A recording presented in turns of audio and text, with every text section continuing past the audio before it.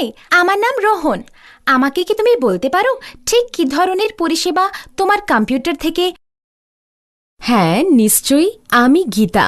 তুমি দেখতে পাচ্ছ আমার একটা ইন্টারনেট ব্যবস্থাযুক্ত কম্পিউটার আছে। এটা ব্যবহার করে আমি বিভিন্ন পরিষেবা দিতে পারি, যেমন রেলের টিকিট বুকিং, যে কোনো ধরনের তথ্য জানা, ইলেকট্রিক বিল, মোবাইল ফোনের বিল জমা দেওয়া, বিভিন্ন ধরনের ব্যাংকিং লেনদেন, প্যান কার্ডের জন্য আবেদন, পাসপোর্ট এবং আরও অনেক কিছু। সত্যি? তার মানে এই পরিষেবা থাকলে আমাদের গ্রামের মানুষদের এই সব কাজের জন্য বহুদূরে শহরে যেতে হবে না? না, তাদের আর যেতে হবে না। যদি তোমাদের গ্রামে ইন্টারনেট ব্যবস্থাযুক্ত কম্পিউটার থাকে, তাহলে এই সব পরিষেবা পেতে গ্রামের মানুষদের আর শহরে যেতে হবে না। আহা, কি ভালো! এটি সত্যি খুবই রোমাঞ্চকর একটি পরিষেবা। আমি নিশ্চিত যদি আমাদের গ্রামের লোকেরা এই ব্যাপারটা সম্বন্ধে জানেন, তারা আমার মতোই অবাক ও আনন্দে আত্মহারা হবেন। নিশ্চয়ই, তোমার উচিত এই ব্যাপারটা তাদের জানানো। নমস্কার, আমার নাম রামপ্রসাদ। ঠিক কী ধরনের অনলাইন পরিষেবা আপনারা দিতে পারবেন? আমি কি বহুদূর শহরে না গিয়ে গ্রাম থেকে ইলেকট্রিক বিল জমা দিতে পারব? প্রত্যেকবারই এই বিল জমা করতে গিয়ে প্রচুর সময় ব্যয় করতে হয়। হ্যাঁ, নিশ্চয়ই। আপনি এখান থেকে ইলেকট্রিক বিল জমা দিতে পারবেন। তার জন্য দূরে যাওয়ার দরকার হবে না। সত্যি? তাহলে তো খুবই সুবিধাজনক পদ্ধতি। আচ্ছা, আপনি কি এই কম্পিউটারের মাধ্যমে খাদ্যশস্যের বাজার দর জানাতে পারবেন? হ্যাঁ, নিশ্চয়ই। ইন্টারনেট পরিষেবার সাহায্যে আমি আপনাকে খাদ্যশস্যের বাজার দর জানাতে পারব। এটা সত্যি আশ্চর্যজনক ব্যাপার। এই সমস্ত পরিষেবা কি আমরা গ্রামে বসেই পেতে পারি? হ্যাঁ, ইন্টারনেট পরিষেবার মাধ্যমে আপনারা গ্রামেতেই বিভিন্ন ধরনের পরিষেবা পেতে পারেন। আমি শুনেছি যে এখন এই ইন্টারনেট পরিষেবা নাকি মোবাইল ফোনেও পাওয়া যায়। এটা কি সত্যি? হ্যাঁ রোহন, শুধু মোবাইল ফোনই নয়, বর্তমানে ট্যাবলেট ও স্মার্টফোনেও এই পরিষেবা পাওয়া যায়। এটা শুনতে খুব রুচি লাগছে। আপনি কি আমাকে মোবাইল ফোন, কম্পিউটার আর ট্যাবলেট সম্বন্ধে আরও বিশদভাবে শেখাতে পারবেন? নিশ্চয়ই রোহন, এসো এখানে বসো। তোমাকে ফোন, কম্পিউটার ও ট্যাবলেট সম্বন্ধে আরও কিছু তথ্য দিই। বাকিরাও এখানে বসো, আমি তোমাদের ডিজিটাল ডিভাইস সম্বন্ধে আরও তথ্য দিচ্ছি। সবার আগে জানতে হবে কম্পিউটার কি। কম্পিউটার হল একটি ইলেকট্রনিক ডিভাইস যেটা বিভিন্ন ডেটা ও তথ্য জমা এবং প্রক্রিয়াকরণের কাজে ব্যবহার করা হয়। আমরা কম্পিউটারের মাধ্যমে ঠিক কোন কোন কাজ? কম্পিউটারের দুটো ভাগ হয়, হার্ডওয়্যার এবং সফটওয়্যার। কম্পিউটার এবং তার সাথে যুক্ত সমস্ত উপকরণগুলিকে হার্ডওয়্যার বলে। সফটওয়্যার হল কতগুলো নির্দেশাবলী যেগুলো অনুসরণ করে কম্পিউটার কাজ করে। তুমি বোঝাতে চাইছো যে সমস্ত আইকনগুলো স্ক্রিনে দেখা যায় সেগুলো সফটওয়্যার?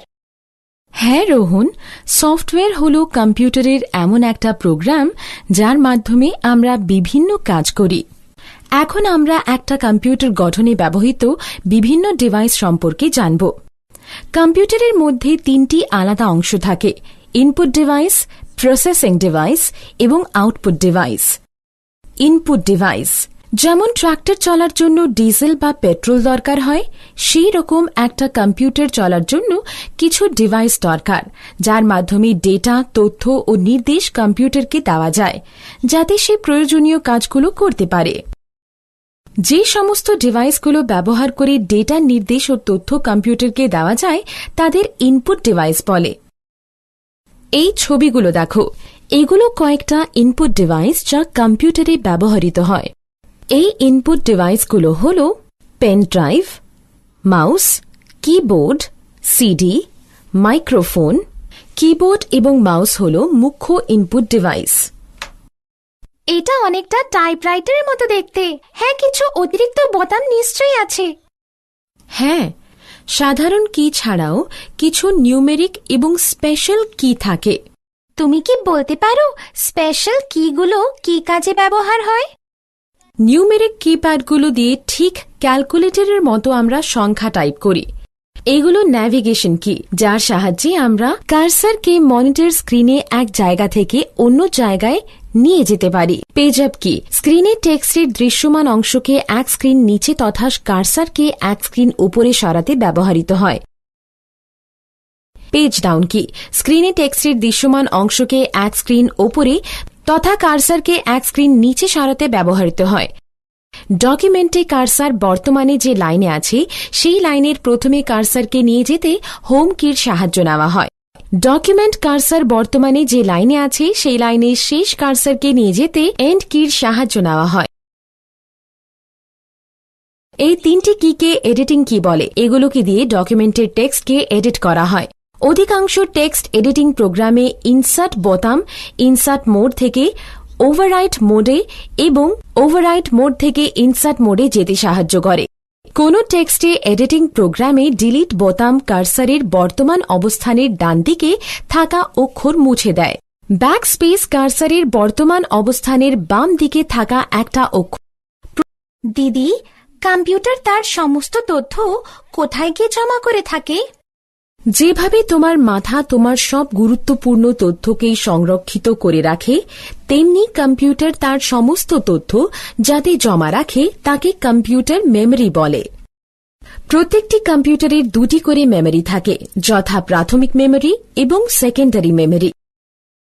যে মেমরিটা প্রাথমিক সেটা খুবই দ্রুত কাজ করে আর তাকে র্যাম বলা হয়, যার মানে র্যান্ডম অ্যাক্সেস মেমরি। কম্পিউটারের দ্রুততা এই র্যামের উপর নির্ভরশীল। তথ্য এবং নিয়মাবলী সঞ্চিত থাকে প্রধান মেমরিতে, যেটা সেন্ট্রাল প্রসেসিং ইউনিট বা সিপিইউ উদ্ধার করে থাকে। প্রসেসিং করার জন্য র্যাম হল সেই ধরনের মেমরি যেখানে সমস্ত ধরনের প্রোগ্রাম সঞ্চিত থাকে। কম্পিউটারের গতি এই র্যামের উপর নির্ভরশীল থাকে। ক্যাচি মেমরি হল র্যামের একটি অংশ বিশেষ এবং এটা প্রসেসরের খুবই কাছে থাকে। এটা শুধুমাত্র প্রসেসিং গতি বাড়ানোর জন্য ব্যবহৃত হয়। প্রাইমারি মেমরি হল খুবই সীমিত, তাই আমরা অসীমিত তথ্য সেকেন্ডারি মেমরিতে জমা রাখি। যে কোনো তথ্য বা প্রোগ্রাম যেটা সেকেন্ডারি মেমরিতে রাখা হয় সেটা র্যামে কপি হয়, কারণ কম্পিউটার সরাসরি তথ্য প্রক্রিয়াকরণ করে সেকেন্ডারি মেমরি থেকে করতে পারে না। নিম্নলিখিত অংশগুলো সেকেন্ডারি মেমরি হিসাবে ব্যবহার করা হয়, যেমন pen drive, hard disk, DVD. তো কিভাবে কম্পিউটার তার মেমরির মধ্যে সব তথ্য সঞ্চিত করে রাখে? কম্পিউটার সমস্ত তথ্য সঞ্চিত করে দুটো অঙ্কের মাধ্যমে, সেটা হল 0 এবং 1। একক বাইনারি অঙ্ক যেটা হল 1 এবং 0, যাকে আমরা বিট বলে জেনে থাকি। এই রকম 8টা বিট মিলে তৈরি হয় 1 বাইট। তালিকাটা দেখো, এটাতে বিট এবং বাইটের মধ্যে সম্পর্ক কি তা দেখানো হয়েছে। যে নিয়মাবলী হার্ডওয়্যারকে নিয়ন্ত্রণ করে এবং কার্য সাধন করে তাকে সফটওয়্যার বলে। সফটওয়্যার প্রোগ্রামগুলো কম্পিউটারকে ঠিক কি করতে হবে এবং কিভাবে করতে হবে সেই পরিকল্পনাগুলোকে পদক্ষেপ অনুসার নির্দেশ করে। দু রকমের সফটওয়্যার আছে, যথা অ্যাপ্লিকেশন সফটওয়্যার এবং সিস্টেম সফটওয়্যার। অ্যাপ্লিকেশন সফটওয়্যার এমন এক ধরনের প্রোগ্রাম যা কম্পিউটারকে নির্দিষ্ট কাজ করতে সাহায্য করে। অ্যাপ্লিকেশন সফটওয়্যারের উদাহরণ হল মাইক্রোসফট অফিস এবং ওপেন অফিস ড্র। যে প্রোগ্রামটা সরাসরি কম্পিউটারকে হার্ডওয়্যারের সঙ্গে যুক্ত থাকে তাকে সিস্টেম সফটওয়্যার বলে। কম্পিউটারকে রান করতে হলে দরকার পড়বে একটা অপারেটিং সিস্টেমের, আর এটাই হল সিস্টেম সফটওয়্যার। আমরা আরও এগিয়ে যাওয়ার আগে গীতা, এই সমস্ত কিছুই খুবই আকর্ষণীয়। আমি এর আগে কম্পিউটার ব্যবহার করিনি। তুমি কি আমায় কিভাবে কম্পিউটার পরিচালনা করতে হয় শেখাবে? নিশ্চয়ই কাকু, আমি আপনাকে সমস্ত কিছু ব্যাখ্যা করে দেব। প্রথমে কম্পিউটারের বিভিন্ন অংশের সঙ্গে আপনার পরিচয় করাই। এটা হলো মনিটর, যেটা দেখতে অনেকটা টিভির মতো। এটাতে আউটপুটগুলো দেখা যায়। এটা হলো সিস্টেম ইউনিট বক্স। এটাতে সেন্ট্রাল প্রসেসিং ইউনিট বা সিপিইউ থাকে। এটি কম্পিউটারের মস্তিষ্ক। এইগুলো হলো কিবোর্ড এবং মাউস। এই দুটো হলো ইনপুট ডিভাইস, যার সাহায্যে কম্পিউটারের ডেটা ইনপুট করা হয়। কম্পিউটারের সংযোগ ব্যবহারের জন্য প্রথমে কম্পিউটারকে একটা ডেস্কের ওপর রাখতে হবে। এবার সিস্টেম ইউনিট, তারপর মনিটরকে সেট করতে হবে। সিস্টেম ইউনিটের পেছনের দিকে দেখো, এখানে বিভিন্ন ডিভাইস সংযোগের জায়গা থাকে। এখন তুমি সিস্টেম ইউনিটের সঙ্গে মনিটর এখান দিয়ে যুক্ত করতে পারবে। ভিডিও পোর্টকে সিস্টেম ইউনিট বলা হয় ভিজিএ। এই ভিজিএ তারের এক প্রান্ত সিস্টেম ইউনিটের ভিডিও পোর্টকে লাগাতে হবে এবং তারের অপর দিক মনিটরের সঙ্গে সংযুক্ত রাখতে হবে। সংযুক্তকারী অনুসারে একটা কিবোর্ড ইউএসবি অথবা PS2 ধরনের হয়। কিবোর্ডের সঙ্গে সিস্টেম ইউনিটের যোগ করতে হলে কিবোর্ডের তারকে পোর্ট সিস্টেম ইউনিটের সঙ্গে যুক্ত করতে হবে। সংযুক্তকারী অনুসারে কম্পিউটারের মাউস তিনটে আলাদা ধরনের হয়, যথা PS2 কানেক্টর, USB কানেক্টর অথবা সিরিয়াল কানেক্টর। মাউসের সংযোগ ঘটাতে হলে শুধুমাত্র মাউসের তারটা নির্দিষ্ট পোর্টে আটকাতে হবে। এইভাবে তুমি যদি চাও একটা প্রিন্টার কম্পিউটারের সঙ্গে সংযোগ করতে পারো, শুধুমাত্র তারটার মধ্যে যে কোনো একটি সঙ্গে যুক্ত করে নিন, যেমন প্যারালাল পোর্ট অথবা USB পোর্ট।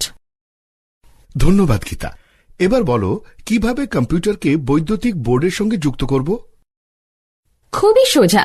ডেস্কটপ কম্পিউটারের ক্ষেত্রে দুটো তার থাকে, একটা পাওয়ার সাপ্লাই যেটা সিস্টেম ইউনিটের পাওয়ার সাপ্লাই পোর্টের সঙ্গে যুক্ত হয় এবং দ্বিতীয়টা মনিটরের পাওয়ার সাপ্লাই পোর্টের সঙ্গে যুক্ত হয়। এগুলো হয়ে যাওয়ার পর বৈদ্যুতিক সুইচ বোর্ডে অথবা UPS এর প্লাগের সংযোগ করলে আপনি কম্পিউটার চালাতে পারবেন। আমাকে কি দেখাবে ঠিক কিভাবে কম্পিউটার সুইচ অন করা হয়? নিশ্চয়ই। শুধুমাত্র আমার বলা পদক্ষেপগুলো মেনে নিলেও কম্পিউটার সুইচ অন করা যাবে। আগে সিস্টেম ইউনিট এবং মনিটর উভয়ের বৈদ্যুতিক বোতামগুলো টিপতে হবে। তারপর সিস্টেম ইউনিটের পাওয়ার বোতামটা টিপতে হবে এবং ঠিক তারপর মনিটর পাওয়ার বোতামটা টিপতে হবে। কিছুক্ষণ অপেক্ষা করার পর দেখুন মনিটরের ডিসপ্লে আসছে। এটা হলো বুট পর্দা। ধীরে ধীরে আপনি এর লোড করা সফটওয়্যারগুলো দেখতে পাবেন। এরপর কম্পিউটারটা ব্যবহারের জন্য তৈরি। ধন্যবাদ গীতা। তুমি এটা নিশ্চয়ই জানো, সাধারণ মোবাইল ফোনে কিছু ডিভাইস থাকে যার সাহায্যে আমরা ফোন করতে ও ফোন ধরতে পারি, বার্তা প্রেরণ ও গ্রহণ করতে পারি ইত্যাদি।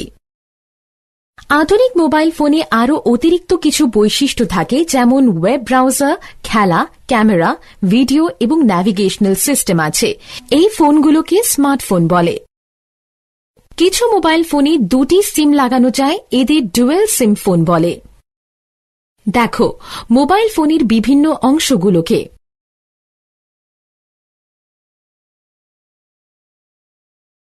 গীতা, তুমি কি দেখাতে পারবে যে কিভাবে সিম কার্ড লাগাতে হয় এবং ব্যাটারি কিভাবে লাগাতে হয়?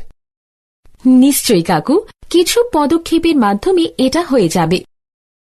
প্রথমে ফোনের সুইচটা অফ করতে হবে এবং পিছনের দিকের ঢাকনাটা খুলতে হবে। তারপর যদি ফোন ব্যাটারিটা থাকে তাহলে সেটাকে বের করে নিতে হবে।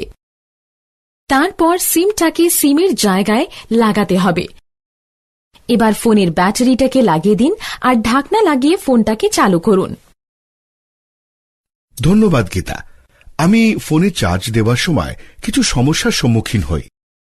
চিন্তা করবেন না, শুধু আমি যা যা করতে বলছি সেইভাবে ব্যাটারি চার্জ দিন, তাহলে কোনো অসুবিধা হবে না। প্রথমে দেওয়ালের বৈদ্যুতিক পয়েন্টে চার্জারের প্লাগটা লাগাতে হবে। তারপর চার্জারটা মোবাইল ফোনের সঙ্গে যুক্ত করতে হবে। শেষে যখন আপনার মোবাইলের ব্যাটারি ফুল দেখাবে তখন চার্জারটা খুলে নিতে হবে। দাঁড়াও, এবার তোমাদের শেখাবো কিভাবে ফোন লক করতে হয় এবং কিভাবে আনলক করতে হয়। আমাদের বোতাম লক কেন করতে হয়? কাকু, এটা সবসময় ভালো যখন আপনি অনেকক্ষণ ধরে ফোনটা ব্যবহার করবেন না, তখন ফোনের বোতামগুলো লক করে রাখা উচিত। যদি ফোন লক করতে চান তো প্রথমে মেনুতে যেতে হবে এবং স্টার বোতামটা টিপতে হবে। কিভাবে আবার আনলক করব? আনলক করতে শুধুমাত্র আনলক বোতামটা টিপতে হবে এবং তার সঙ্গে স্টার বোতামটা টিপতে হবে। আমার এটা নতুন মোবাইল, আমি জানি না যে কিভাবে এর বৈশিষ্ট্যগুলো দেখতে হয়। তুমি বৈশিষ্ট্য জানতে চাও? প্রথমে মেনু বোতামটা টিপতে হবে অথবা স্পর্শ করতে হবে। ফোনের যা যা বৈশিষ্ট্য আছে সব দেখা যাবে। যদি তুমি আবার আগের জায়গাতে যেতে চাও তো ব্যাক বোতামটা ক্লিক করতে হবে। তারপর আবার হোম স্ক্রিনে যেতে হলে হোম আইকনটা স্পর্শ বা হোম বোতামটা টিপতে হবে। যদি তুমি ফোনের রিংটোন বদলাতে চাও তো কিছু পদক্ষেপ আছে। যদি সাধারণ ফোন হয় তো প্রথমে মেনু বোতামটি নির্বাচিত করতে হবে এবং তারপর সেটিংসে যেতে হবে।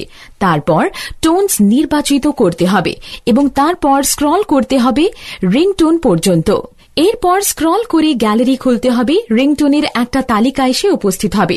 তুমি এর মধ্যে থেকে আমি অ্যালার্ম দিতে চাই ফোনে, তো কিভাবে দেব? তুমি কি আমাকে সকালে অ্যালার্ম সেট করার জন্য সাহায্য করতে পারবে? আপনি এটা নিজেই করতে পারবেন। এই স্টেপগুলো অনুসরণ করুন। সাধারণ ফোনের ক্ষেত্রে আগে মেনুতে যেতে হবে, তারপর অ্যাপ্লিকেশন এবং সেখান থেকে অ্যালার্ম ক্লক, তারপর সময় সেট করে নেওয়ার পর সেভ বোতামটা টিপুন। যদি চান যে অ্যালার্মটা পুনরাবৃত্তি হোক তাহলে রিপিট ডেজ অপশন নির্বাচন করুন, তারপর দিন নির্ধারিত করে ডান বোতামটা টিপুন। আর যদি টাচ ফোন হয় সেক্ষেত্রে প্রথমে মেনু স্পর্শ করুন, তারপর ক্লকে স্পর্শ করুন, অ্যালার্মে স্পর্শ করতে হবে, তারপর অ্যালার্ম স্পর্শ করুন, এরপর অ্যালার্ম টাইম দিন এবং সেভ করুন।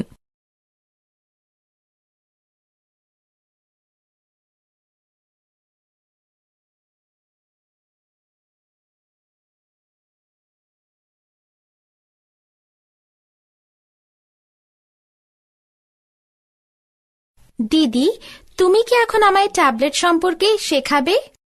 হ্যাঁ, নিশ্চয়ই, আমি এটাতেই আসছিলাম। ট্যাবলেট হল এক প্রকার ডিভাইস যা স্মার্টফোন, ল্যাপটপ অথবা কম্পিউটারের মতোই কাজ করে থাকে। বর্তমানে ট্যাবলেটস হল খুবই কার্যকরী, কারণ এটা ব্যবহার করা খুবই সহজ এবং এটাতে অনেক বৈশিষ্ট্য আছে। এর সাহায্যে ইন্টারনেট করা যায়, ইমেল দেখা যায়, বিভিন্ন রকমের খেলা, ভিডিও, বই আরও অনেক কিছু ডাউনলোড করা যায়। ট্যাবলেটের বিভিন্ন রকমের হয়, কিছু এখানে বলা হয়। বুকলেট হল একটা সাধারণ ট্যাবলেট যেটা দেখতে অনেকটা বইয়ের মতো। এর দুদিকে দৃশ্যিত এবং দুটি পর্দায় স্পর্শ করে কাজ করা যায়। এই ডিভাইসে হাতের লেখা চেনার সফটওয়্যার আছে, ঠিক যেভাবে আমরা খাতায় লিখে থাকি।